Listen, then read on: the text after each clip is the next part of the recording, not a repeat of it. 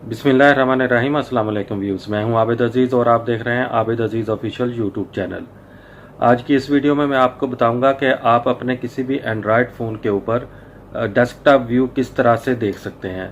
बहुत ही आसान तरीका है। हो सकता है कि बहुत सारे लोगों को इसके बारे में पता हो, लेकिन कुछ लोग ऐसे भी हो सकते हैं जिनको इसके बारे में नहीं पता।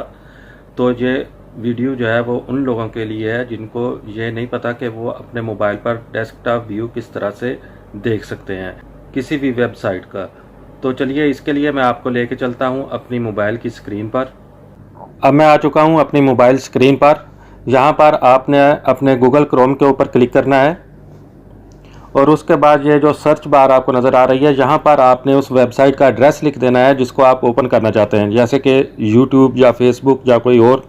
अब जैसा कि सर्च बार में मैं लिख देता हूँ facebook.com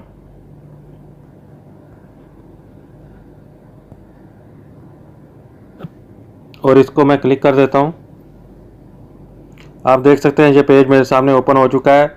अब आपकी राइट साइड पर टॉप पर जो आपको 3 डॉट नज़र आ रहे हैं, उसके ऊपर जब आप क्लिक करेंगे तो फिर ये टैब आपके सामने ओपन हो जाएगी। यहाँ पर बहुत सारी ऑप्शंस हैं। यहाँ एक ऑप्शन है डेस्कटॉप साइट और उसके आगे बॉक्स बना है, आपने उसके ऊपर क्लिक कर देना है।